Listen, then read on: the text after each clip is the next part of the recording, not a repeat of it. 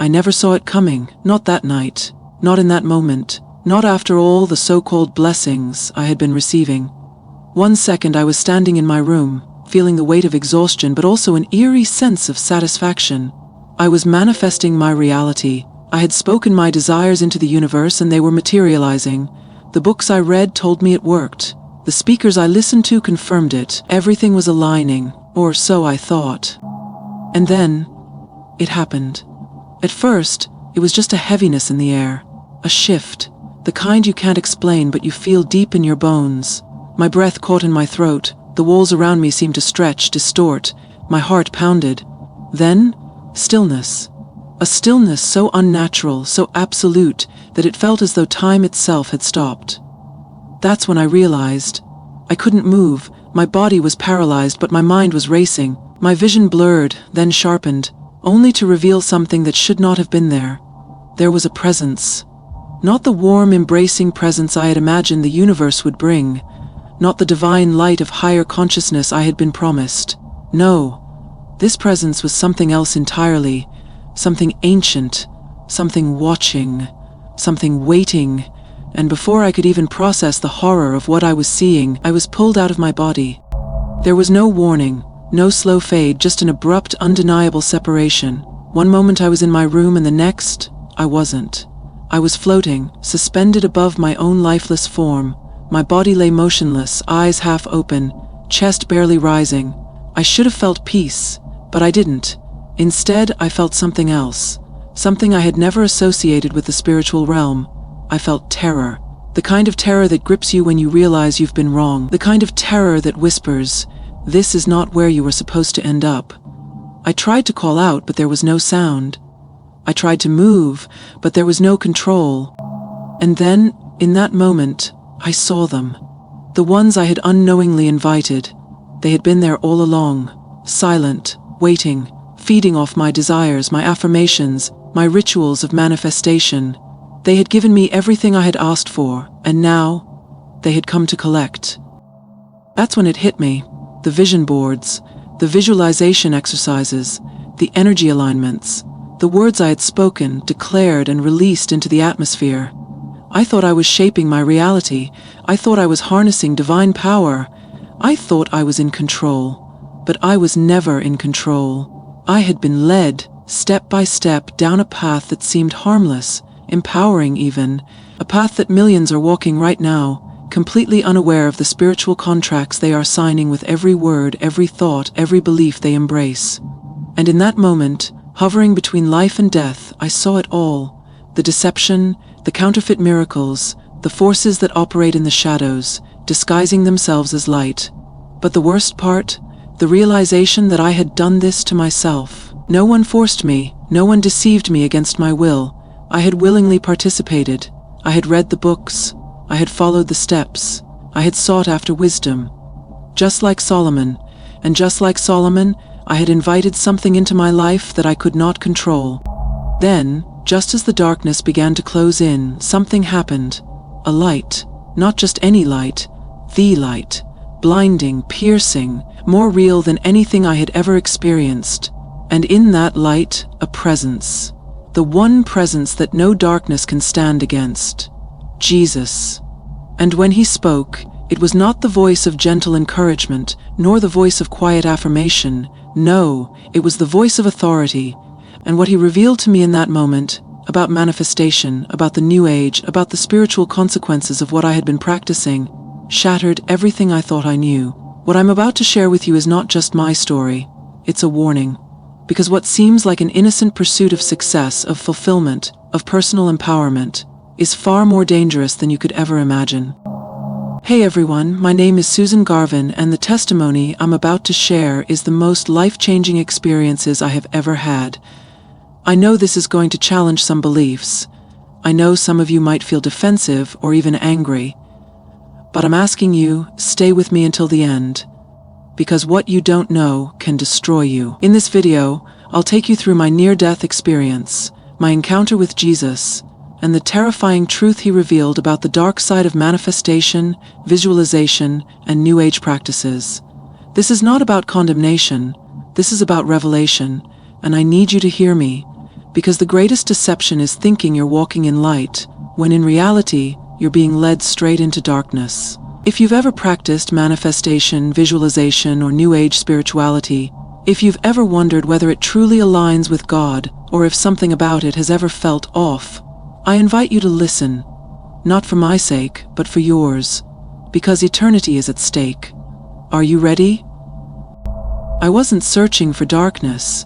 I wasn't dabbling in anything I thought was harmful. In fact, I believed I was walking in light. It started innocently. At least, that's what I told myself. A podcast here, a book recommendation there, a YouTube video that promised hidden biblical secrets to unlocking your potential. At first, it seemed to align with everything I already believed. Speak things into existence, visualize your future, align your energy with your desires, and the universe will reward you. And I thought, this is faith. After all, doesn't the Bible say, "As a man thinks in his heart, so is he"? Proverbs 23:7. Didn't Jesus himself say that if you have faith the size of a mustard seed, you can move mountains? But there was something off. At first I ignored the warnings. They came as whispers in my spirit, faint nudges that something wasn't quite right. But I was seeing results. I would declare prosperity and unexpected money would show up in my account. I would visualize opportunities and doors would open. It felt like power. It felt like control. It felt divine.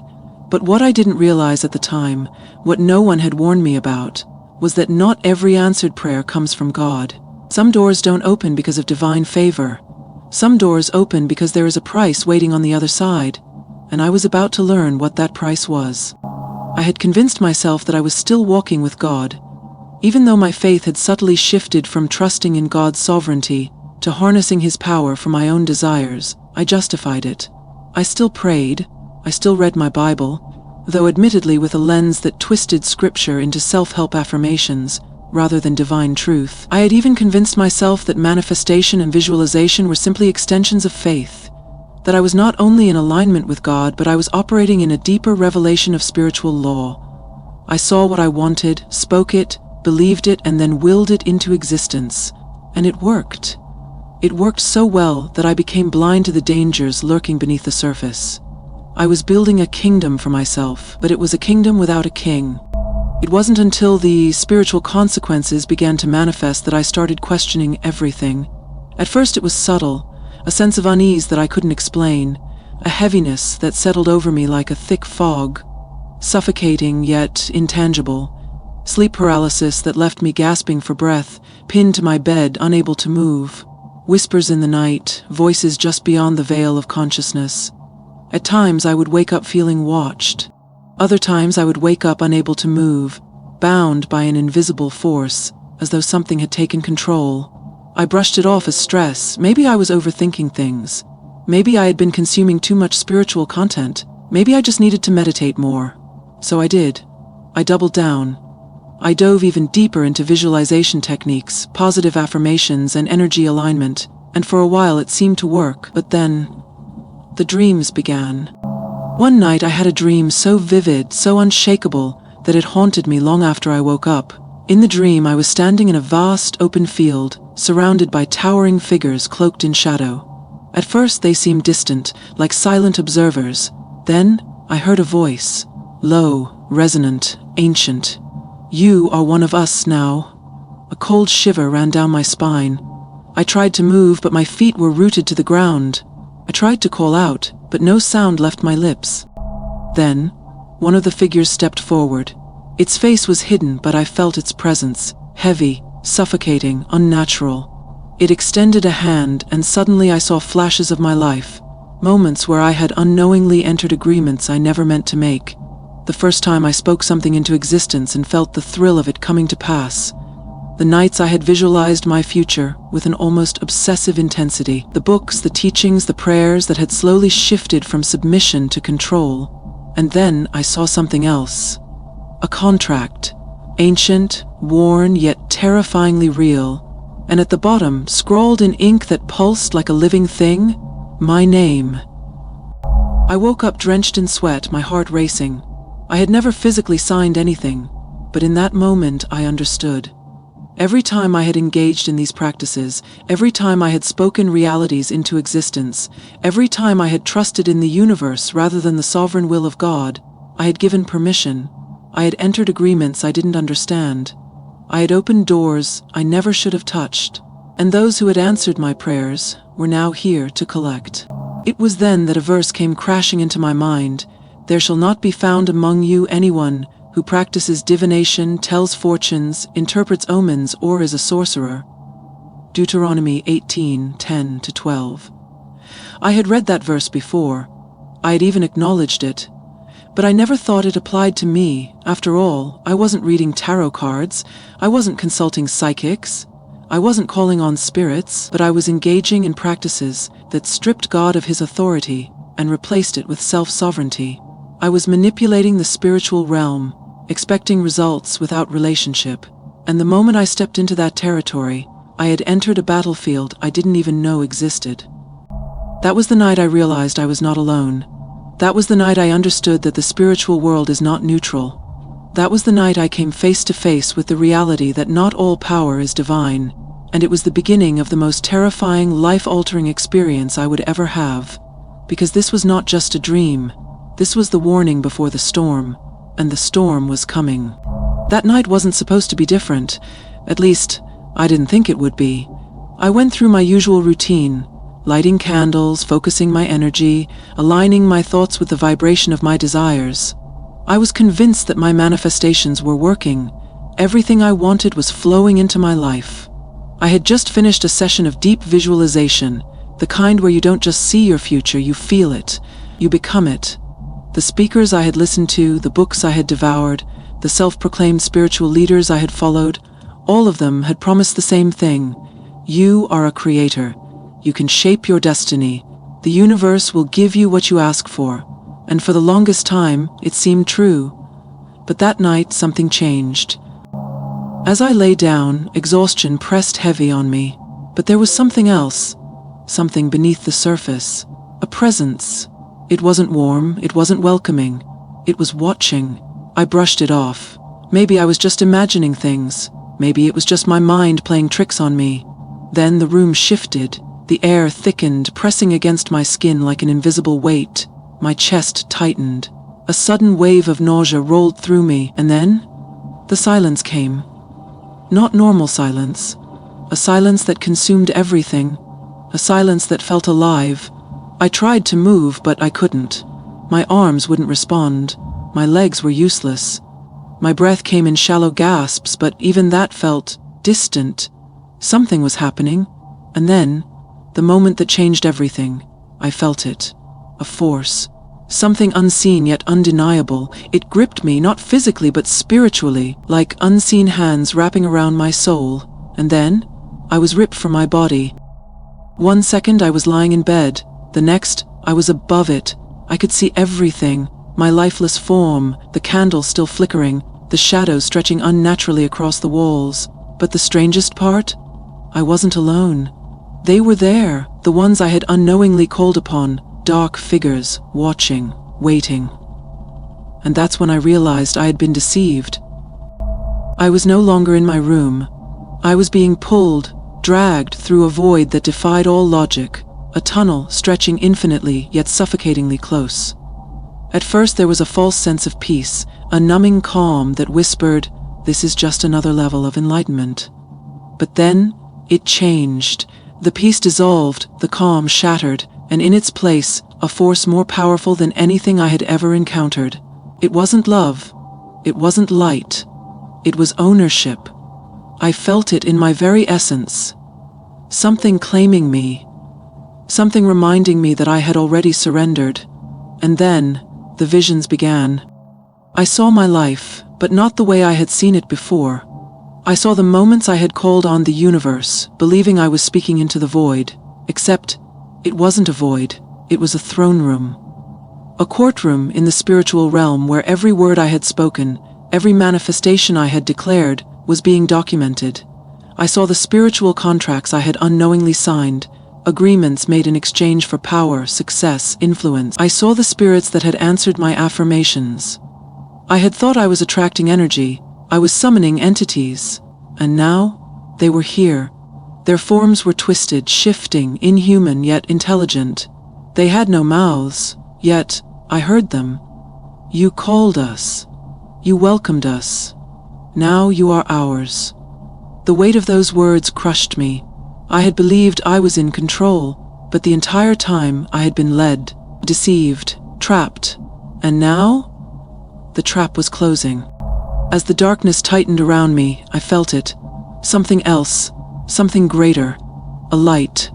Not just any light, the light. It cut through the void like a blade, shattering everything in its path, and suddenly, they recoiled.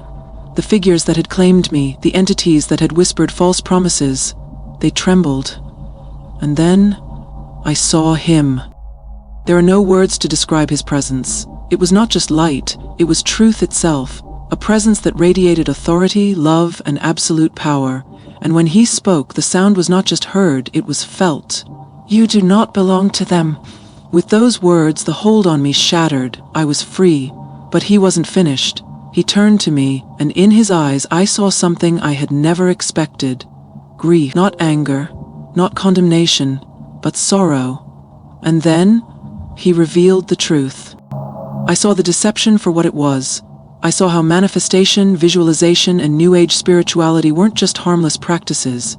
They were a subtle seduction, a modern-day version of ancient sorcery. I saw how, just like Solomon, I had been given wisdom, but had misused it. How I had sought power rather than surrender. How I had replaced trust in God with the illusion of control. And then, he showed me the consequences. The souls being led astray. The unseen forces behind the practices. The eternal price being paid by those who refuse to turn back. And in that moment, I understood. Jesus turned to me. I expected judgment. I expected rejection. But instead, he asked a question. Will you follow me? The choice was clear. The choice was final. And the moment I said yes, everything changed. There are no words to describe him. Nothing in this world, no book, no painting, no story, could ever capture the overwhelming presence of Jesus. He was there. And everything changed. The darkness that had gripped me, the tunnel, the entities, the weight of 1,000 unspoken accusations. It all shattered in an instant. I had seen the spirits that had been controlling my life lurking behind the veil of my desires. I had seen the contracts I had unknowingly signed, the deception I had embraced, the hidden price of every blessing I thought I had manifested. But now, I saw something else, or rather someone else, and he was nothing like I expected. His presence was love, but not the soft, diluted love the world preaches. This was love wrapped in authority, love that could not be challenged, love so overwhelming that it was both comforting and terrifying at the same time. It was like standing before the sun, except instead of burning, his light revealed me. Every lie I had believed, every falsehood I had spoken, every moment I had chosen control over surrender, and in that moment, I fell to my knees. I expected judgment, I expected condemnation, but what I felt was truth. I didn't ask questions. I didn't need to. The moment I looked into his eyes, I knew. Everything I had believed about manifestation, visualization, and self-empowerment was a lie. A beautiful, enticing, brilliantly designed lie. A deception so close to the truth that it had taken me years to see the difference. And Jesus, he showed me how the New Age movement repackaged the very same spiritual practices that God had warned against: sorcery, divination, and calling upon unseen forces for personal gain. Deuteronomy 18:10. How Satan, masquerading as an angel of light, 2 Corinthians 11:14, had created a counterfeit version of faith, one that promised power without obedience, control without submission, and results without relationship. How I had not been commanding the universe, I had been summoning spirits. And worst of all, how millions were walking down the same path, unaware that they were sealing spiritual contracts with every word they spoke. I saw it in an instant. Jesus didn't have to explain it to me. He didn't need to, because in his presence, truth was undeniable. The law of attraction wasn't a harmless self-help technique. It was witchcraft, a spiritual transaction in which demons answer requests, not out of generosity but to claim ownership over the petitioner. I had thought I was attracting energy. I was inviting entities. I had thought I was commanding light, I was trafficking in darkness. And I was not alone, because then I saw them. I don't know how to explain what he showed me next. It wasn't just an image. It wasn't just a vision. It was a reality, and I was seeing it unfold in real time. A vast, endless web stretched across the earth. At first, it looked like light. It looked beautiful, intricate, almost divine. But then, I saw the faces trapped inside it. Men, women, entire generations, bound, deceived, convinced they were walking in power, in wisdom, in enlightenment, when in reality they were entangled in chains they couldn't see. I saw influencers, spiritual coaches, even Christians using faith-based manifestation to attract money, success, love, and behind them, the spirits that had been answering them all along, whispering, offering, deceiving. And then I saw what happened when they tried to leave. They couldn't. Because with every word spoken, every vision board created, every intention released into the universe, they had made a deal they didn't even remember signing. And now, something had come to collect. I watched as some of them tried to escape. They started to pray, they started to call on God, and then I saw the battle. Because Jesus was there too. I saw him step into the web, his presence tearing through the deception like fire through dry grass. I saw chains breaking. I saw people waking up, realizing the truth before it was too late. And then I saw something else. I saw those who refused to let go, those who clung to the lie, even when the truth was staring them in the face. And the web tightened around them. Their guides turned on them. The spirits that had once given them everything now came to devour them whole. And then the vision ended. I was back in his presence, still kneeling, still undone. And Jesus, he looked at me, not with anger, not with disappointment, but with sorrow. And he spoke one sentence, a sentence that still shakes me to my core. They think they are free, but they are more bound than they have ever been. Silence fell between us. I couldn't breathe. I couldn't think. And then he spoke again. Go back and tell them. And with those words, everything around me collapsed. This is why I'm here. This is why I have to tell you the truth. Because I was one of them. And if Jesus had not pulled me out, I don't know where I would be right now. What I thought was light was actually darkness. What I thought was power was actually bondage. And I am here to tell you, you do not have to stay in deception. This is not about fear, this is about freedom. Key revelation number 1. The Danga of New Age practices. I had spent years believing a lie wrapped so tightly in half-truths that I never even thought to question it. The lie? That manifestation, visualization, and spiritual laws were simply the hidden mechanics of faith. That God had set the universe in motion and left behind secrets, mystical keys, for those wise enough to unlock them. That the power to shape my destiny was in my hands. And then, Jesus showed me the truth. What I had called faith was witchcraft. I saw it as clearly as I could see my own hands. The power I had thought I was using had been using me. Every time I spoke affirmations over my life, every time I commanded my future into existence, every time I visualized my desires coming true, I wasn't aligning myself with God's will. I was rebelling against it. And I had been given temporary success, but at a cost. Because behind the scenes, something was keeping track. Something was collecting debts I didn't know I owed. Jesus made it clear, if I had died without renouncing those practices, I would have been dragged into darkness, not because I was lost, but because I had willingly given the enemy legal rights over my life. And I wasn't alone. I saw millions, Christians included, falling into the same deception. They weren't calling on God, they were calling on powers they didn't understand. And those powers were answering, not out of kindness, but out of ownership. There shall not be found among you anyone who practices divination, tells fortunes, interprets omens, or is a sorcerer. Deuteronomy 18:10-12. Yet that's exactly what I had been doing, and I had no idea. Key revelation number 2. The power of true faith. Faith was never meant to be about control, but that's what I had turned it into. And Jesus? He showed me what real faith looks like. I saw people, true believers, who weren't trying to force their desires into reality. They weren't manifesting, they weren't visualizing, they were trusting, and that trust, it moved mountains. Not because they demanded it, not because they spoke it into existence, but because God willed it. Faith isn't about bending the world to your desires. Faith is about submitting to God's perfect plan, even when it doesn't align with yours. And that's when I saw the difference. Trust in the Lord with all your heart, and lean not on your own understanding. In all your ways acknowledge Him, and He shall direct your paths. Proverbs 3:5-6. When I had been manifesting, I wasn't trusting God, I was playing God, and I had been walking straight into the arms of deception. Key revelation number 3. The enemy uses counterfeit light. Then Jesus showed me something that shook me to my core. I saw how Satan operates, not as a monster in the dark, not as a terrifying figure of obvious evil, but as a false light, a counterfeit. The enemy doesn't destroy people by scaring them, he destroys them by deceiving them. I saw how he takes biblical principles, real spiritual laws, and twists them just slightly, enough to corrupt, enough to ensnare, enough to make people believe they are walking in truth when they are actually walking into bondage.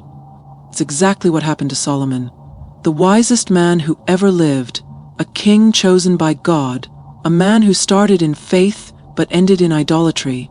And it didn't happen overnight. It happened gradually as he began mixing truth with deception, as he started seeking power rather than presence, as he moved from obedience to control, and before he even realized it, he was practicing the very sorcery God had condemned. For Solomon went after Ashtoreth, the goddess of the Sidonians, and after Milcom, the abomination of the Ammonites. So Solomon did evil in the sight of the Lord. 1 Kings 11:05. And Jesus showed me, that's exactly what is happening today.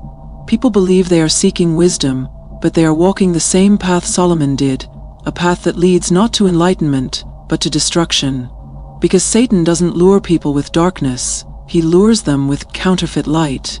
And no wonder, for Satan himself transforms into an angel of light. 2 Corinthians 11:14. And then I saw the cost. I saw millions caught in the web of deception, Christians and non-Christians alike.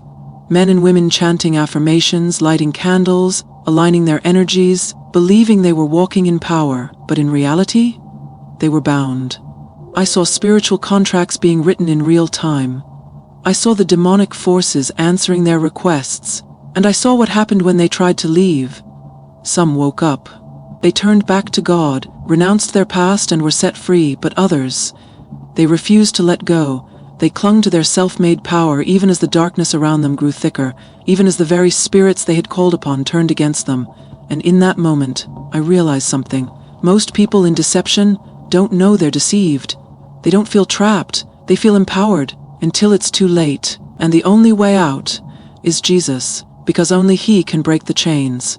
This is why I have to tell you the truth, because I was one of them. And if Jesus had not pulled me out, I don't know where I would be right now. What I thought was light was actually darkness. What I thought was power was actually bondage.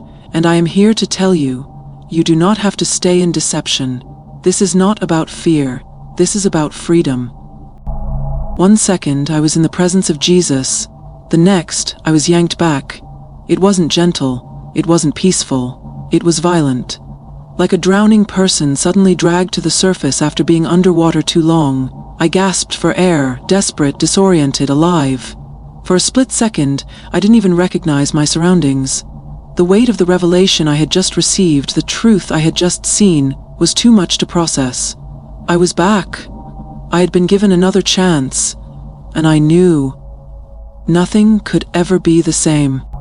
I wasn't supposed to be here. At least, not like this.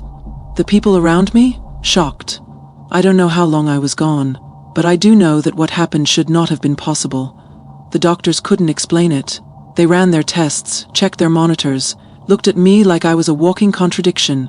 But I already knew no medical test could ever measure what had truly happened to me.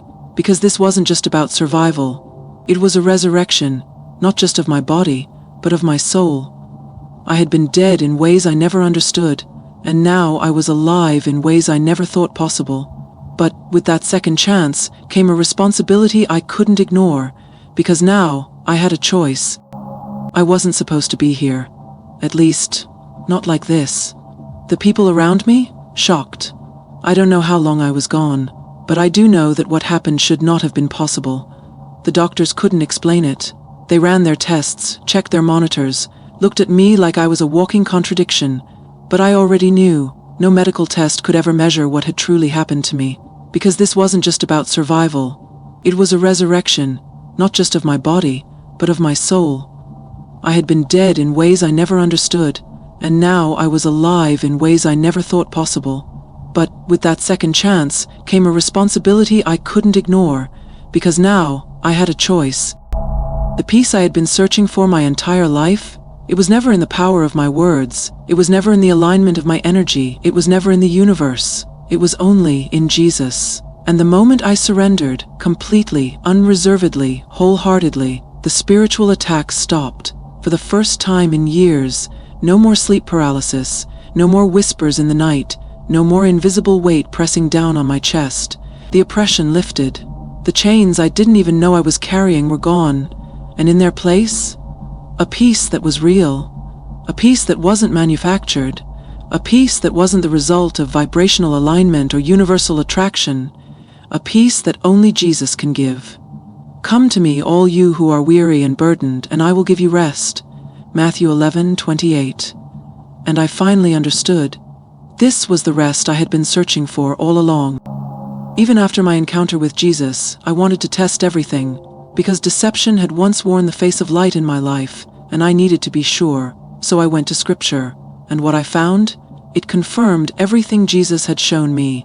Manifestation, a form of sorcery. Deuteronomy 18:10-12. Seeking hidden spiritual knowledge, a deception as old as Eden. Genesis 3:04 and 5. The spirits behind it all? Wolves in sheep's clothing. 2 Corinthians 11:14 and 15. There shall not be found among you anyone who practices divination, tells fortunes, interprets omens, or is a sorcerer. Deuteronomy 18:10-12.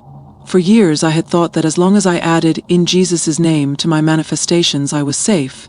But Jesus himself made it clear, you cannot mix light with darkness. You cannot take God's promises and try to force them to fit into New Age principles.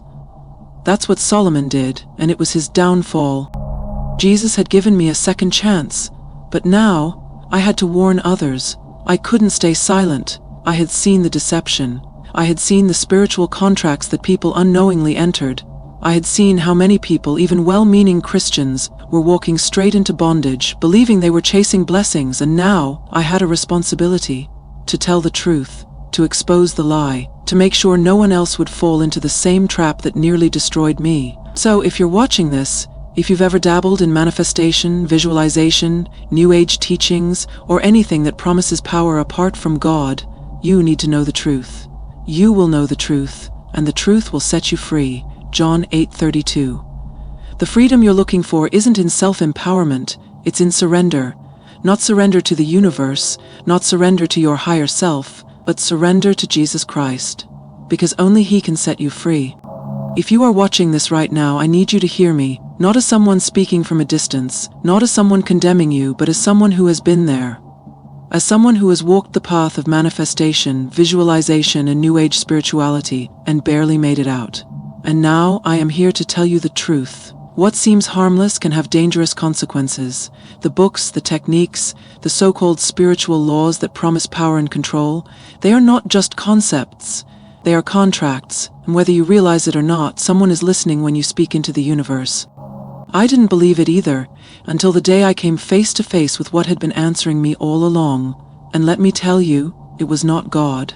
I know there are some of you watching right now who feel the pull. Your heart is racing, your mind is telling you to click away, to shake it off, to convince yourself that I'm exaggerating, but your spirit knows that what I'm saying is true, because deep down you've felt it too, that uneasiness, that whisper that something is wrong, the moments where you knew something was watching you, but you couldn't explain why. Maybe you've experienced sleep paralysis, strange coincidences, or an eerie sense that your manifestations were coming at a cost. That is not your imagination. That is a warning, and right now you have a choice. a choice I almost didn't make in time. You can ignore this message, dismiss it as paranoia and go back to business as usual, or you can ask Jesus for the truth. Not the universe, not your higher self, Jesus, because if you are willing to seek Him, He will answer, and I promise you this, what He reveals will change your life forever. I want to hear from you, because I know I am not the only one. I know that some of you watching this have felt something was off, but you couldn't quite put your finger on it. Maybe you've had dreams, warnings, or supernatural encounters that made you question whether you were really in control. Maybe you've been through something similar, a moment where God pulled you back from something that seemed harmless, only for you to realize it was a trap. If that's you, comment below, share your experience. I want this to be a place where people can find the truth, ask questions, and wrestle with what God is revealing to them. Because I know that for some of you, this is the moment that changes everything. This is your wake-up call. What will you do with it? If you found this testimony powerful, if it spoke to you, if it opened your eyes even in the slightest, don't keep it to yourself. There are so many people, maybe even people you love, who are walking in the same deception I was trapped in. People who genuinely think they are walking in truth, when in reality they are one step away from a darkness they can't see. That's why I need your help. Subscribe to this channel. Turn on notifications. Because this isn't just a testimony, this is a mission. A mission to wake up the deceived, to pull people out of the fire before it's too late. A mission to shine a light in places where the enemy has convinced people they are free, when in reality they are bound. And if you know someone who is deep into these practices, if you know someone who needs to hear this, send this video to them. You never know, this might be the message that saves their life. Let me pray for you, because I know that some of you watching this want to leave, but you don't know how. I know that some of you feel trapped. I know that some of you are scared. So I'm going to pray right here, right now. And if you're willing, I want you to pray with me. Even if you don't have the words, even if you don't fully understand, just open your heart and let Jesus reveal the truth to you. Let's pray. Father, in the mighty name of Jesus, I lift up every single person watching this video. You know their hearts. You know their struggles. You know the things they have been involved in, knowingly or unknowingly. But right now, Lord, I ask you to open their eyes. Let them see what they could not see before. Break every deception, every false belief, every spiritual contract they have unknowingly entered.